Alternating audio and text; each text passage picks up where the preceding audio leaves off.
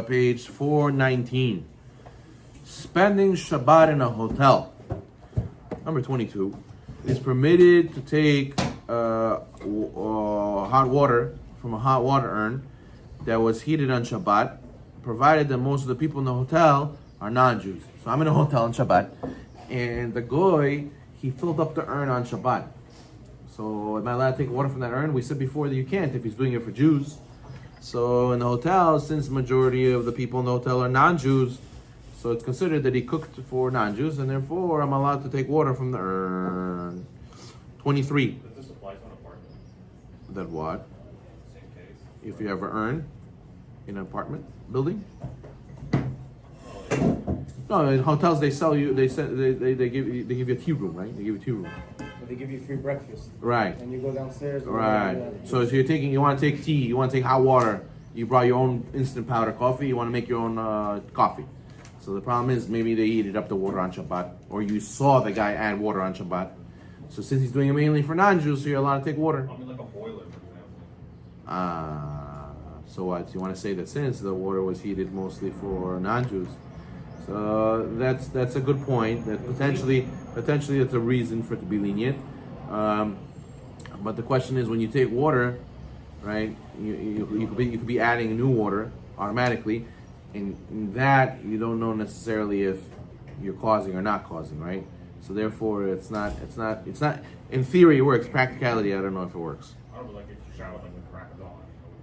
Nobody. All right, exactly. That's the reason why it practically might not work, right? Okay, There's leniency in buildings, no? In buildings. I never saw one. Could be. I don't know. I never saw. I think someone. If you could find it for me, I'd really appreciate it. 23. When walking through automatic doors, a lot of times these places have automatic doors. A lot of hotels had automatic toilets, automatic hand washing. I remember we went to a hotel for Shabbat with the school. We thought of all these things in advance. We asked them, listen, where's we want to have a bathroom next to where we're going to eat the meals. Is there a stall that doesn't have automatic flushing? Is there a sink that has an actual handle? And it was only one. It was one bathroom and one sink. And we had to put a sign, use this one on Shabbat, because we don't want a person to by accident use it, And then there's the doors. Right? We're going to talk about the keys for the doors. We're going to talk about that also. Okay, 23. When walking through automatic doors, one should wait for a non-Jew to pass by, and then you can pass through the door with him. 24. If one is locked out of his room and needs a key card or other electrical means to open the door, it is permitted to ask a non-Jew to open the door for him. However, it is preferable to either hint to him or ask him before Shabbat that one will need him to open the door on Shabbat. If it's possible, it's better that you should arrange before Shabbat. The door should open only with an actual key and not electronically. What we had was this hotel that we went to had hosted a lot of Jews in the past, so they already went through this many times. They actually got a magnet strip that says Lichot Shabbat Kodesh on it, and you put it against the door, so when the door closes, it closes all the way, but the magnet mechanism doesn't lock the door. So therefore you could just turn it and open it. So it's how people used to do it in the past. I remember they used to take that latch that you could move, they used to put it in the door and leave it like a little bit open. And people were nervous a little bit to leave the door open like that. So now it actually looks closed, but that magnet doesn't let it trigger the mechanism, so it's not locked. So you don't even need to push, you don't need the key card anymore. You just push the door open and it opens. The key card could be that it's not muktzeh. Yeah, it could be it's not muktzeh, but to activate it, there's a problem. 25. It is permitted to use the hotel's linens on Shabbat, even though they were washed on Shabbat, if one's staying in the hotel, mainly non-Jews stay. 26. It is permitted to order food or drink on Shabbat, even though one knows the non-Jewish staff will write down a bill of what one orders. This is permitted since the staff is writing it down for their own benefit. Okay, 27. God forbid, if airline returns one's lost luggage on Shabbat. You lost your luggage. Sometimes it happens. So they return it to you on Shabbat. It's permitted to accept the baggage from them, but one should ask them to put it down in the home. If one needs to wear the clothing on Shabbat and one has no other clothing, you may be lenient and use the clothing. What about packages, deliveries on Shabbat from UPS or FedEx? Am I allowed to accept them? Am I allowed to open them? Am I allowed to use the stuff inside? This is a very common question on Shabbat. So, few conditions. Number one should not take the package in your hand to a non-Jew. Rather, you should ask him to put it down. Number two, you're not allowed to specifically order that it should arrive on Shabbat. The question is, a lot of times comes up on Amazon. When you order, they give you 2-day automatic delivery. So you order on Thursday, it's going to for sure come when? Saturday. It's going to come on Saturday. So now what are you going to do? So is that considered like you told him on Shabbat? So my Rebbe, Israeli, he lived a long life. He told me that there's room to say that since I did not click Saturday, they chose, this is their way, they ship things, they just always ship it 2 days. So therefore, it wouldn't be under this problem.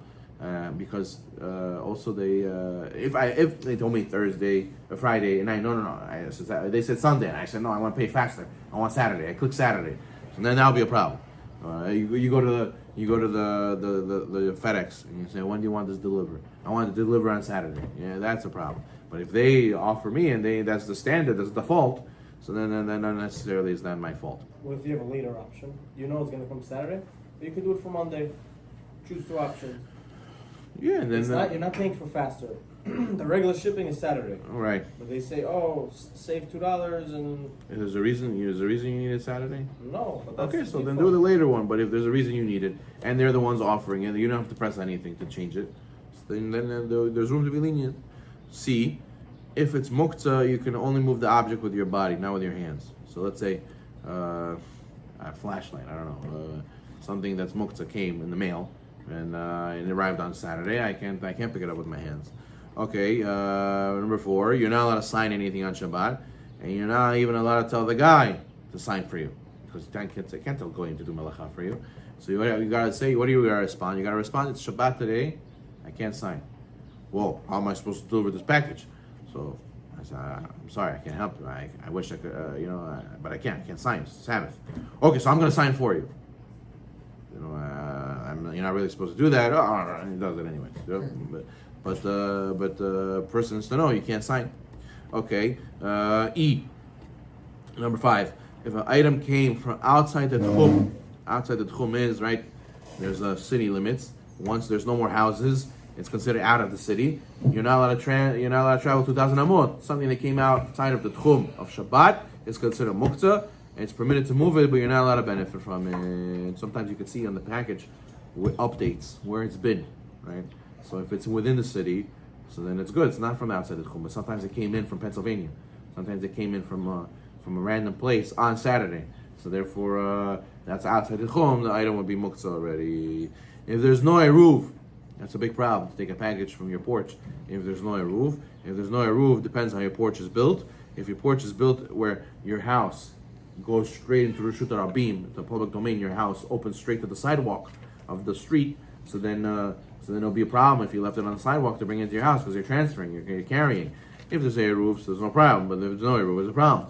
But if a porch is part of your private domain already, and he left it on the porch, not on the street, so then it would be okay to take it in because it's already in your domain. So it would be permitted even if there's no eruv if the porch makes it that it's a private domain. You have to take it in, or is it still the Well, it depends on the other halachot. Depends if it's muktzah. Depends if it came outside from the tchum or not. Okay. If you need to pay, the delivery man is not permitted to show him the money, so where he can receive his pay. Okay. Not permitted. Not permitted. 29. It is permitted to receive regular mail on Shabbat because it's common knowledge. The postal service decides what to deliver, and not because we told them to. 30. If one receives a letter, and it's the type of letter that's permitted to be read on Shabbat, you're allowed to hint to a non-Jew to open the letter because rip open and to open the letter. It's only permitted to hint. You can't ask him directly to do it. Usually, you're not allowed to read bills. You're not allowed to read. But if there's a letter that your friend sent you, technically that would be permitted to be read on Shabbat. 31. It is not permitted to leave a letter or package near the door for a pickup service to take on Shabbat, because this appears as if you instructed the non-Jew to do so on Shabbat. So what do? I have a package, I don't have to pay anything. It has the label already. Let me just walk by the mail drop and I'll leave it over there. You're not allowed to do that on Shabbat. 32. It is permitted to have a subscription to a daily newspaper. Somebody that gets the Wall Street Journal every morning, right? So even if the non-Jewish company will pass by on Saturday morning and throw it, they have amazing aim. I don't know how they do it. They get it right by your door every time from the street. Even I see guys, they don't even come out of the car. They roll down the window and they're throwing it. And people go to nets, they see these guys. So what happens, if one lives in a place where there's a roof, you're allowed to have the delivery of the paper on Shabbat. because it's printed for the majority of non-Jews, but you shouldn't be reading such a paper on Shabbat. Okay, fine. We'll continue this next time. Baruch Amen.